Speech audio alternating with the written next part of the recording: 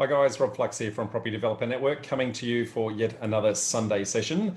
This week our topic is the home builder grants being extended and I guess what it actually means for you depending upon where you are in the industry, whether you're an investor, whether you're a developer, we're a potential new home owner, etc. So we're going to talk about all of those things and more as we go through our session today. So first of all, let's have a look back as to what's actually happened in the past and why we're actually in this situation in the first place, and why is the government actually providing the home builder package. And that's really because during COVID, the unemployment rate shot to absolute record highs. And as a matter of fact, where we are right now, the last figures according to the Australian Bureau of Statistics is we are still at 7.5% unemployment rate. And so whilst the government was handing out a whole bunch of JobKeeper and JobSeeker initiatives in the early days, it became very clear to the government that they were no longer able to sustain giving handouts, and instead they wanted to move to doing what is called a hand up. And hand ups are things that actually go and generate jobs and generate activity in our economy. And so the home builder package was put together in order to stimulate our economy. And the reason why it was put together, and I'm going to give you some stats from the Australian Property Council, but effectively the stats for our economy is that we have property, let me say that again, employs 1.4 million jobs, okay? So 1.4 million, that's 1 in 4 people in some way, shape or form are actually either employed directly or indirectly from property and all the incarnations of property, okay? So what they knew is that if they stimulated the property market, that would then in turn, I guess roll around with, builders then employing subbies then employing, apprentices, all that sort of thing. They would then go out and they would be employed. They would then have money. They could go and spend that money at shops. That would keep people in the retail industry employed and those sorts of things. So it was a strategic decision by the government to say, well, this is the second biggest industry in Australia. We want to put a lot of time and effort into what we can actually do in employing these guys. So that said, that equates to approximately $2.02 billion of GDP that basically comes from that, okay? So nearly 370,000 businesses that are, some way, shape or form actually building. So massive amount of, people impacted, and 14.8 million Australians that actually have a financial stake in property in some way, shape or form through their super fund. So, we're talking about big numbers. We're not mucking around at the edges here, okay? As a matter of fact, a recent quote from the Property Council of Australia says that home builder actually saved the construction industry from falling off a cliff earlier this year. But the reason why it's being extended is because that the international migration coming through meant that without this stimulus package, housing construction just wouldn't be extended. And so what they were worried it was actually going to come to a grinding halt. Now, some similar quotes from Master Builders Association have said that whilst this is the most effective government stimulus package in over a decade, it's still, despite that success, despite it being the most effective government stimulus on record, despite that, we are still 27% below the home building activity from the previous year. So that's how badly the property industry or the home building industry had fallen off a cliff, okay? And according to some projections that the Home Builders Master Builders Association did, by extending this, they were predicting another 4.5 billion in GDP, another 4,500 jobs, and another 6,000 new homes being built if the government extended it. So there was a lot of lobbying to happen to actually say whether or not that was going to occur. Now, let's look at some statistics on that. When I say that we had, despite that, we had a massive drop off. Last year, we had 170,000 homes that were actually built in Australia. And with all of this government stimulus, depending upon who you're actually listening to, it's only going to get to somewhere between 140 and 150,000 new homes.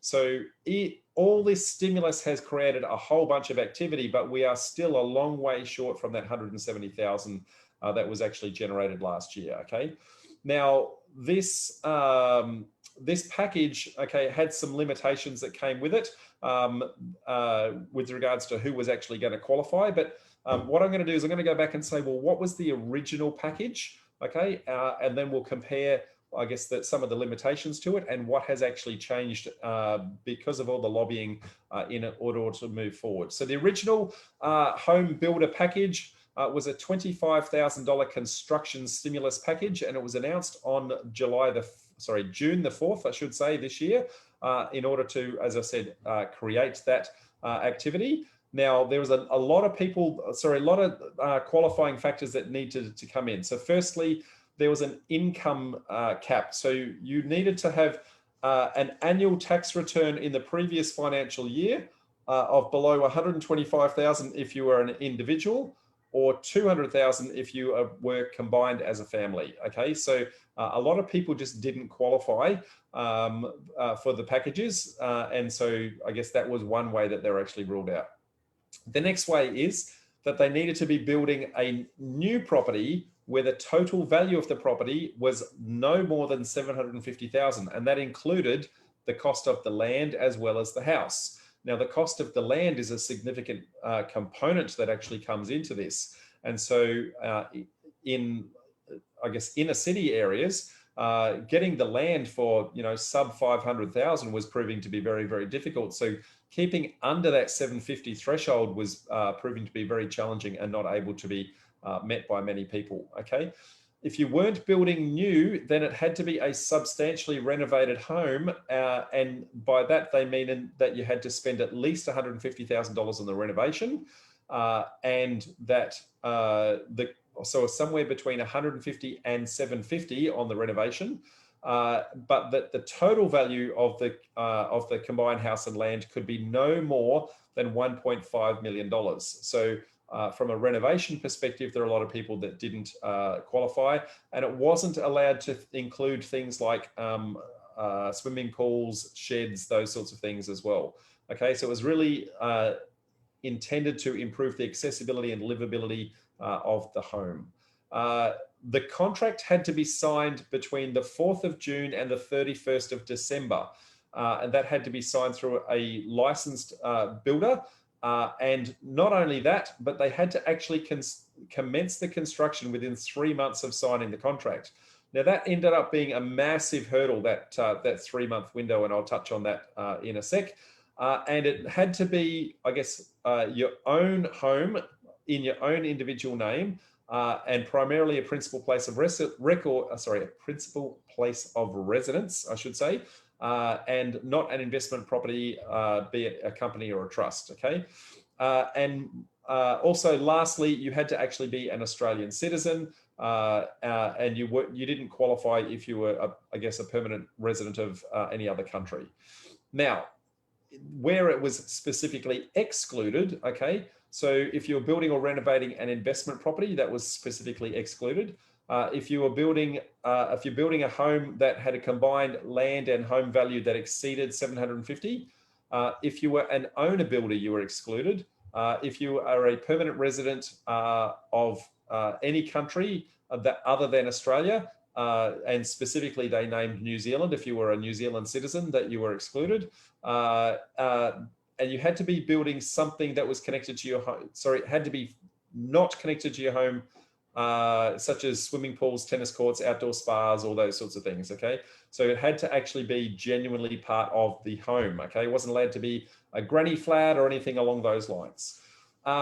Where the house and land component, and you remember that 750,000 element that I was touching on, a lot of people were thinking, well, maybe I could have a house, I could buy an old crappy house for 750,000 and then knock it down and then build. And what they said was, it doesn't matter if you're going to knock it down and just look at the land value underneath. We're actually going to look at the price that you paid for the property in the first place. and see whether or not that actually qualifies. So that stopped people from buying old crappy houses, knocking them in nice areas, knocking them down and building. So a lot of people were not able to qualify. Okay.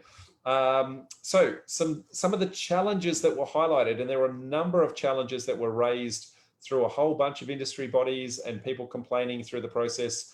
So firstly, these grants were not considered part of your finance application. So your banks were not actually recognizing it as actually a discount to the property.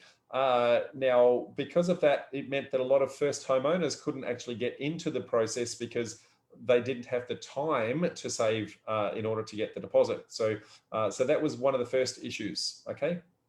The building contract needed to commence within 3 months of signing the contract. That was by far one of the biggest issues. And as a matter of fact, it got to the point where many builders were actually turning work away because it was physically impossible for them to actually start commencing the contract within the 3 months' time. As a matter of fact, some of the stats that they were getting back was saying, well, a normal soil test in order to determine what kind of foundations that would put on a property, normally that takes between 2 to 3 days to actually occur. Because of the workload that this actually generated, that was taking up to 3 weeks in some instances. So just the sheer fact of signing a contract and then going and getting that soil test, it meant that there was a massive application bottleneck with the number of people that were wanting to apply, but physically couldn't actually get their work to actually commence.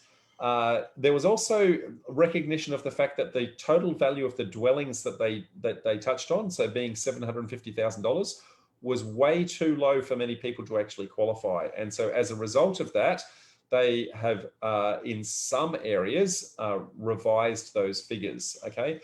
And there was also a recognition that the poor people in Victoria who had the second wave of coronavirus actually hit them, they were not able to capitalize on the initial round of grants because they physically couldn't even get out of their homes. And so there was, I guess, a special exemption for the people of Victoria that actually came in. So that said, what are some of the key points of the new scheme as it's come in? So the original date has now been extended. So that's going to be extended out through to March 21st, okay? Any contracts signed between January and March will actually attract a lower grant. So the previous grant was for $25,000. So the new lower amount, if you sign up after January, it will be reduced down to $15,000. Now, recognizing that there was a massive lag in I guess, bottleneck in the application process, what they have said is if you do sign up prior to the end of December, they're actually going to extend the period so that the contract, the construction contract can actually start.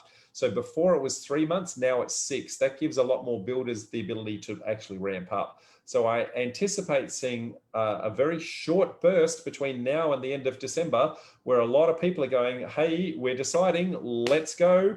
So if you've got vacant land on the market right now, it's going to be hot property in the next couple of days, in the next couple of weeks, let me tell you, as people come swarming for that sort of property. And it will be extended for another 3 months past that, but again at that lower rate, okay? Now, the stats on this, okay? So far, there's been 27,000 odd dwellings that have actually qualified and approved under the scheme. What they're anticipating is with the extension and also, I guess, even with the reduction in numbers, there's going to be a further 15,000 that they anticipate actually going to be added to the list. So, you know, that's a total of 42 odd thousand properties that were created through this stimulus package is kind of what they're predicting over time. Now, I have touched on, I guess, the high level details of the program, but let's get into some of the nitty gritty, okay? So as I said, the extension for the 15,000 is between the 1st of January and the 31st of March. Any application that is signed prior to the 1st of January will actually get a 6-month extension. And the property price points, I mentioned that the $750,000 limit, that is being extended in 2 states, expanded and primarily because the cost of getting into the markets in New South Wales and Victoria in particular means that 750,000 meant that many people couldn't actually qualify. So if you were in New South Wales, then the property price cap has been expanded to $950,000. And if you're in Victoria, that property price cap has been expanded out to $850,000. Now, for the rest of Australia, we still have that $750,000 threshold. So note that it's only New South Wales and Victoria that has actually been changed to.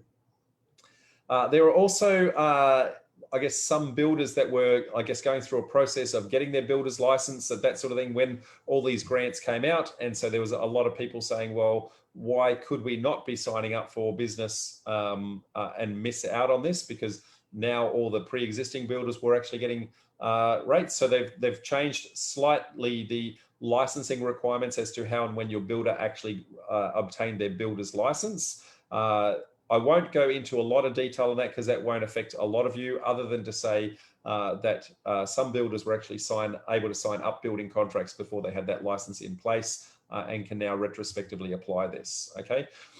Now, what this is going to do, okay, so if we do a like for like, okay, let's just do the like for like side of things. So the original grant was 25,000, now it's 15,000, okay? So that's a massive difference. So you've got up until the 31st of December to get that original 25,000 number. If you're really hell-bent, if you know exactly where you're gonna go, now is the time to act. Do that straight away. If you haven't yet found the particular property that you want to build on, the block of land, then you're unfortunately likely to spill over into the new year and you'll drop down to 15, okay? Now the construction commencement timelines, these have all been retrospectively, so even the original contracts that were signed up, that's been retrospectively expanded out to 6 months. So previously it was 3. Now you've got 6 months from the date of signing the contract for the construction works to actually commence.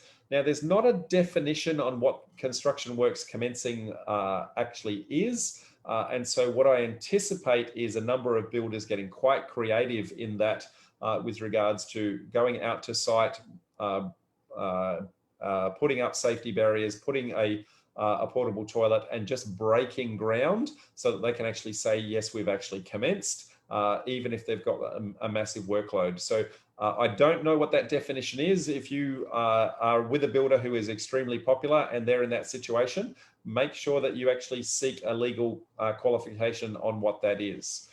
Again, like for like, the original building price cap, okay, was at $750,000. That has been expanded in New South Wales to 950,000, to Victoria to 850,000, and for the rest of Australia, that is 750,000 as it originally was, okay? Now, for anyone doing substantially renovated properties, that has not changed. The value of the property cannot exceed $1.5 million prior to the renovation actually commencing, and the renovation works must be at least $150,000 in value, up to the property price cap, depending upon where you're physically located, okay? Now, the application deadlines, so these have actually been extended, but you can sign the building contract up and then go and apply for the grant afterwards. So you have all the way up until the 14th of April to actually sign up for the grant. So given that everybody's trying to do this in a hurry, my guidance would be go get your land site worked out, go get your, building contract sorted out and signed up as quick as humanly possible, and then come back and retrospectively apply for the grant because you have until the 14th of April to do that. Other eligibility criteria pretty much go back to everything that I touched on right at the start with regards to what's your income cap and those sorts of things. So, most of that has not actually changed. Now, from a number of applications perspective, as I said, it's predicted that there's been somewhere between 24,000 and 25,000 applications to the scheme so far. The majority of those, about 19,000 of those have been for brand spanking new builds. and about 4,700 of those are for renovations. So brand new builds are clearly the most popular. Now, interestingly, when we look at the stats as to how the breakup of that has been around the country, New South Wales had about 4,350 odd applications. Victoria, despite being in lockdown and despite being disadvantaged in the application process, had a whopping 7,600 applications. Okay, so they far outstripped New South Wales with regards to the take-up of the grants, and they still have the 3-month extension in order to actually apply for the original 25,000. So if you are in Victoria, you have 3 months extra to get the 25,000. If I did not make that clear before. If you're in Queensland, just shy of 6,000 applications came through. In WA, just over 2,000, not quite 2,200. In South Australia, 2,100 odd. Tasmania, about 780. ACT, close to 700. And Northern Territory, just over 100. So a nice even breakup of those in the smaller states. But clearly the big winners here are New South Wales, Victoria, and Queensland. And New South Wales, surprisingly, and I think this is where the stats came from and why they expanded the price cap in New South Wales, is because there were people just not able to qualify. So you would anticipate more people in New South Wales and you'd anticipate more people wanting to apply, but that 750,000 cap was just stopping them from doing things. Hence why they only got 4,350 applications compared to Victoria being 7,600. So massive, massive discrepancy. Okay. Now, that's just the home buyers grant. Don't forget that in each state, there is still the first homeowners grant that many of you will actually qualify for. Now, I'm not going to go through super detail on all of the first homeowners grants, other than to give you some insights to say, for New South Wales, depending upon the value of the property, you may get as much as $10,000 towards your home, okay, if you are a first home buyer. There's also concessions with regards to stamp duties and things like that, okay? If you are in Victoria, you can get $10,000 for an urban home or $20,000 if it's a regional home, okay? They're trying to encourage people to go out into those regional areas. There are limits with regards to, I guess, the cap on what that value of the property actually is. And also there's exemptions for, or sort of there's discounts for things like stamp duty and the like. Now, Queensland, depending upon how you qualify for this, it's between $15,000 and $20,000. Again, price caps with regards to the value of the property. And so there's going to be some disparity between the first homeowners grant price cap and also the home builder price cap. So make sure that these actually line up in your particular states. Western Australia, you can get up to $10,000, and again, you can get some discounts on stamp duties, etc. ACT qualified for $7,000 and Tasmania for about $20,000, but no stamp duty concessions for first home buyers in Tasmania.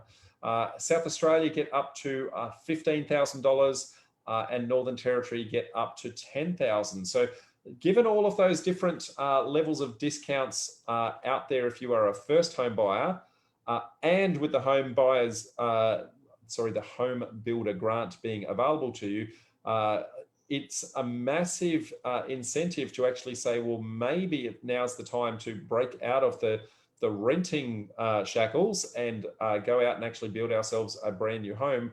Albeit, in order to meet the price range, you may need to go out to the edges of the city sort of thing to actually make that happen.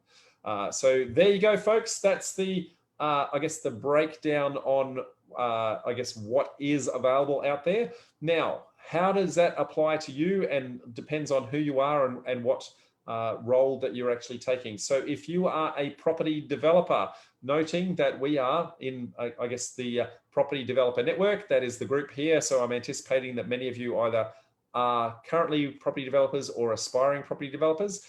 If you're a property developer, what it means is that the marketing that you're trying to do, you're trying to attract somebody who can take advantage of these home builders, which means that your project needs to be substantially progressed enough that you'll be able to get titles to actually sell them the vacant blocks of land if you're doing land subdivisions.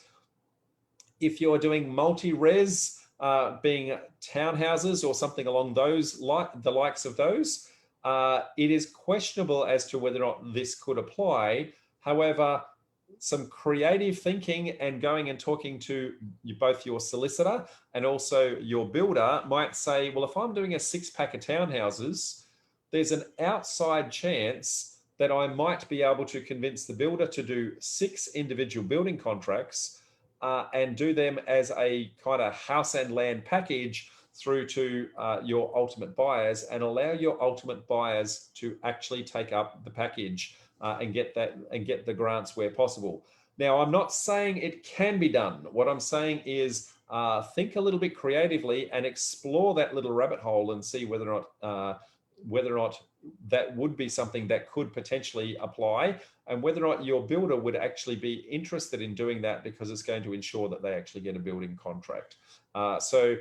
If you are an investor wanting to take advantage of this, I'm sorry, but none of this applies to investors. This is all owner-occupier type incentives, so that doesn't apply to you. If you are an owner-occupier or you have intentions of being an owner-occupier, this is 100% definitely in your ballpark, and you want to be taking some real hard looks at this in the next 2 to 3 weeks before those timelines expire.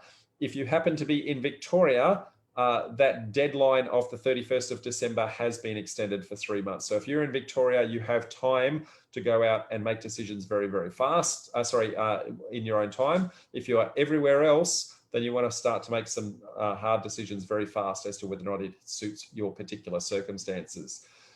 So there you are, folks. That is the home builder summary and wrap up.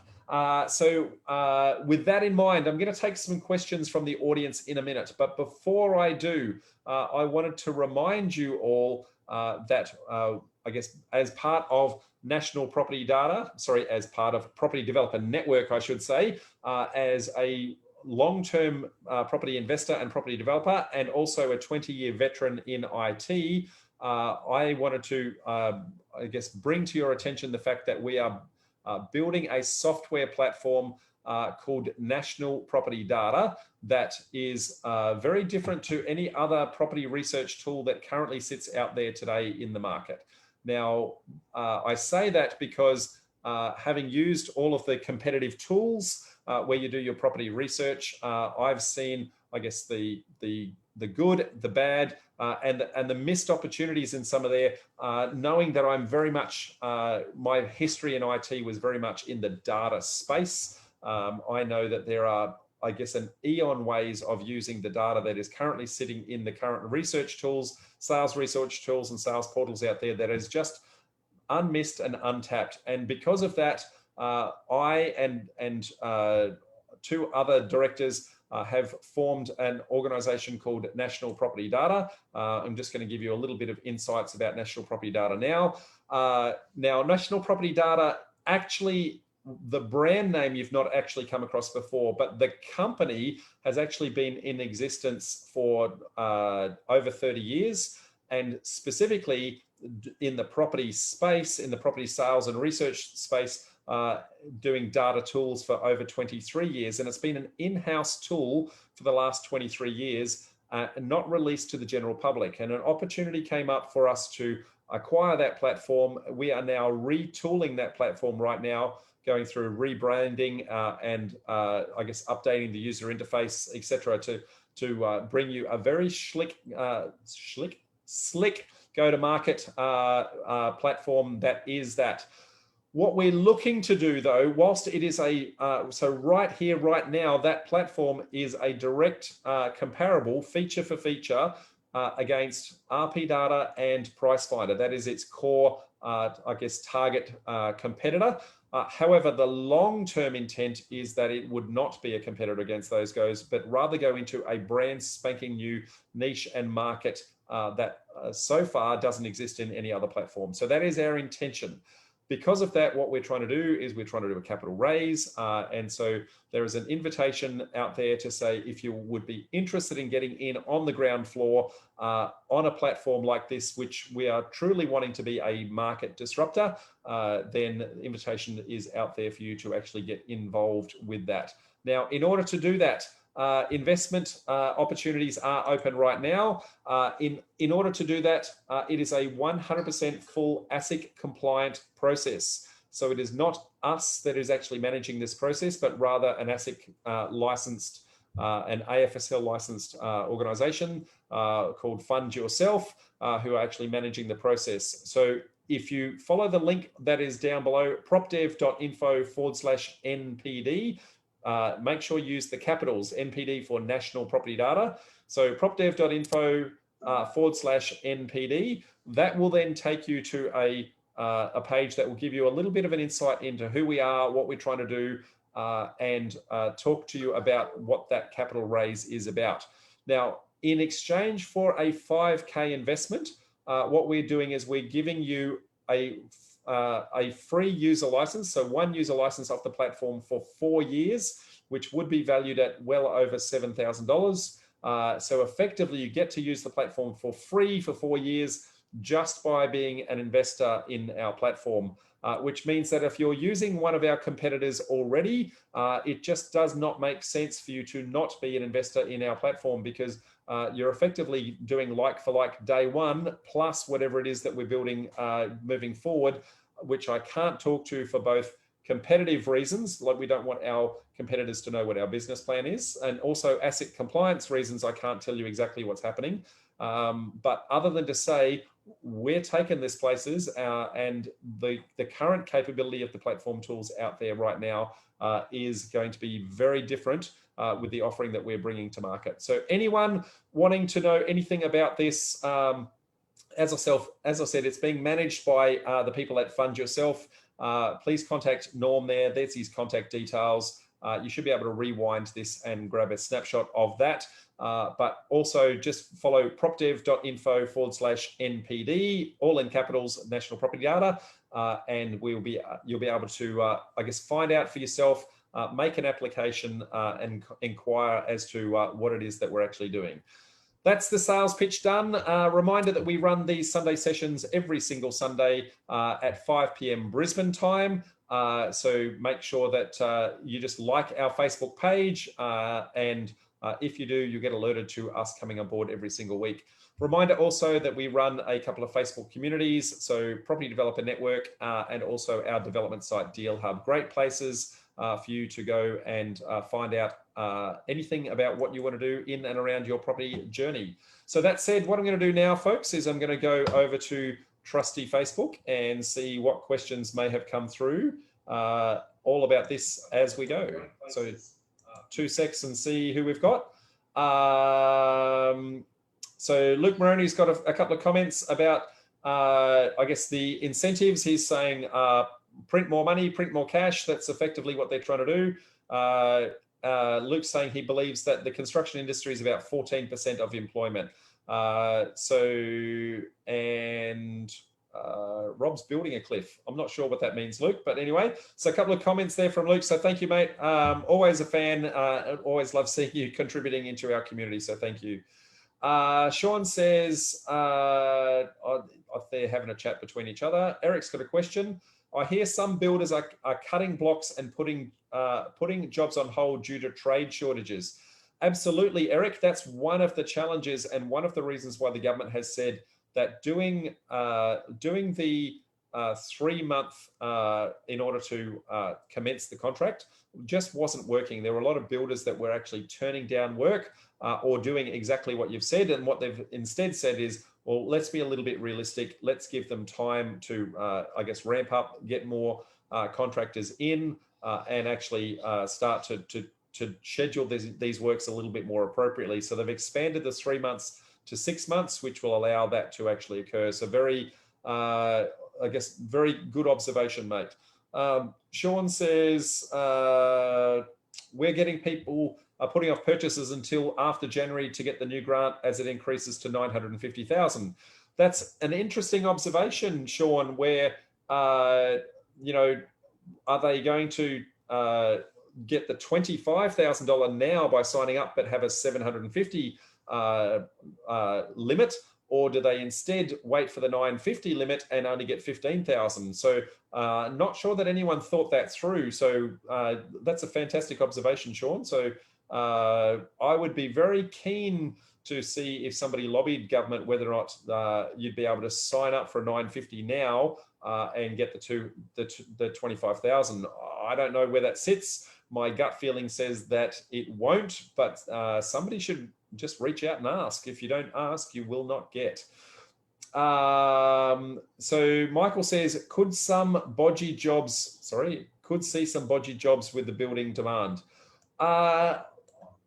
Hypothetically, Michael, you are correct.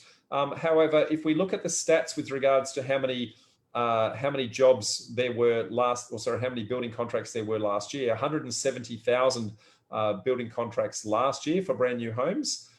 We've not yet breached 140,000. And what this is trying to do is bolster that closer to. So we're not at the capacity that we were before. Effectively, the market dropped off the side of a cliff when COVID happened and everything ground to a halt. And so this is really just picking up the demand that was already there, but trying to, accelerate people coming back to the demand much, much quicker, because we don't have the international migration happening. And because we don't have international migration, the demand is artificial at the moment. The government is stimulating that demand as opposed to, just letting it come back on its own reconnaissance. So I don't think that the workloads are much different from previous years. However, there would certainly be, I'm going to say, a number of builders who are probably getting some surplus work that they probably didn't have last year. Vince says, hey, Rob, a mutual friend, in inverted commas, of ours in Sydney owns some property, in case you were not aware. He'd like to know what you should do. What do you think he should do? Mate, that is a private joke, Vince, and you're putting me off my game, mate. So thank you, mate. I'm not going to bite on that one, but I get the joke. So thank you. Luke says, dangerous, people buying property with 10 to 20,000 cash. So understand the danger of that, Luke. Absolutely. So we're effectively getting people qualify for 5% deposits on some of these properties. However, with our current interest rates being so low, even with the 5% deposit, a lot of the repayments are actually less than what they're paying rent at the moment. And so I'm not concerned about how little cash in order to get in. What I'm concerned at is, can they deal with what happens if and when the interest rates turn around? And that will happen at some point.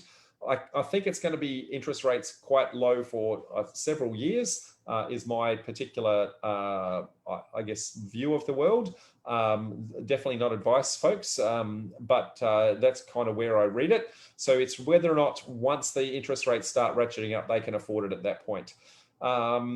Anyway, Vince says, Rob, in a situation where you have a tenant in your principal place of residence due to expire next year, what would happen if you can't get them out before end June start date? What is in your mind with regards to commencement?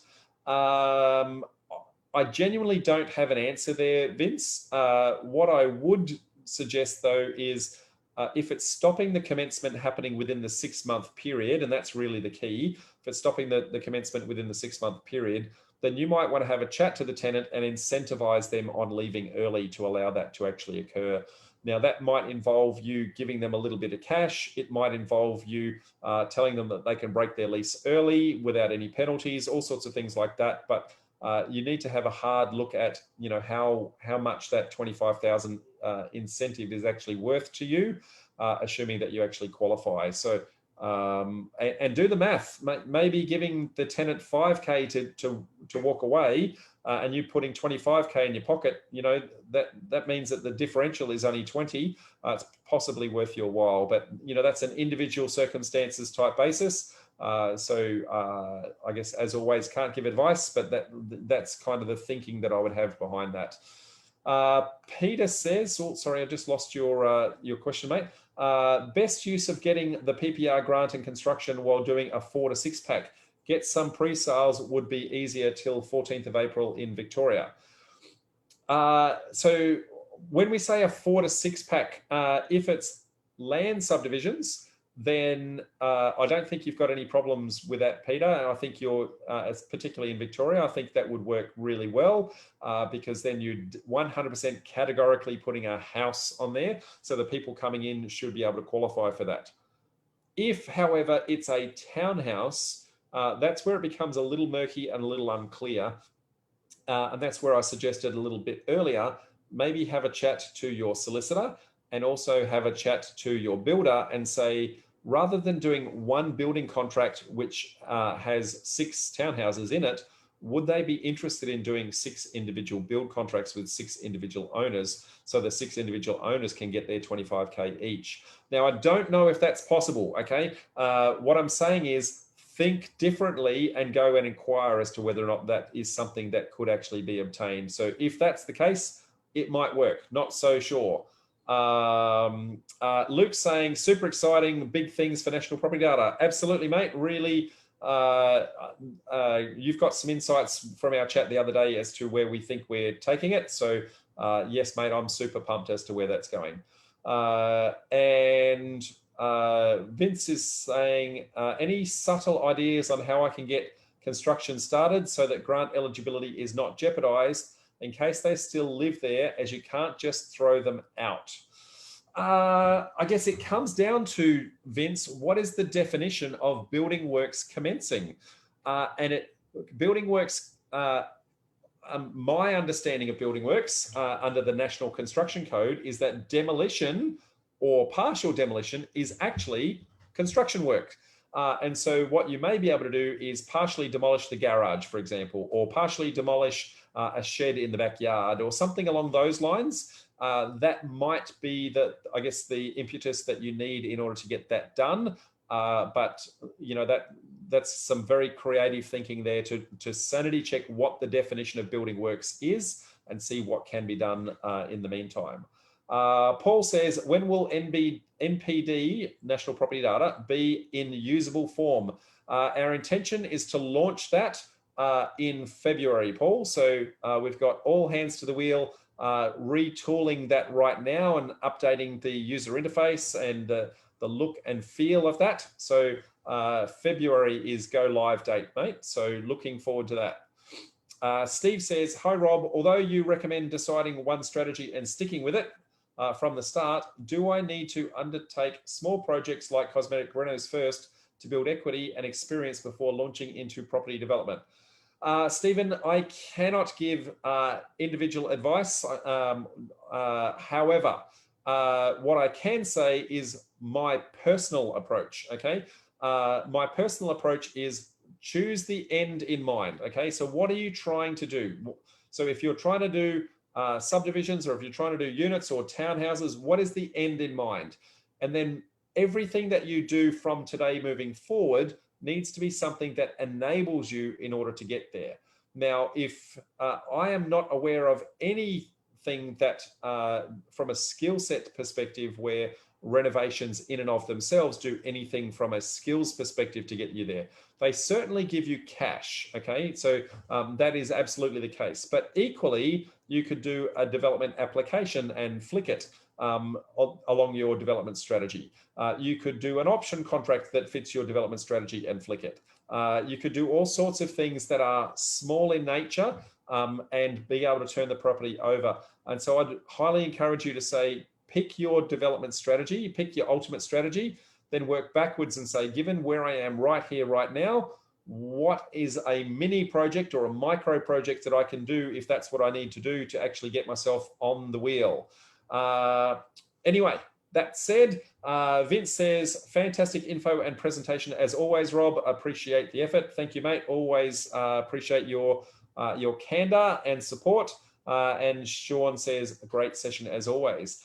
that appears to be the end of the questions, folks. So with that said, I am going to bid you all farewell. Thank you once again for tuning in and watching. All of these sessions will be repeated on our YouTube channel.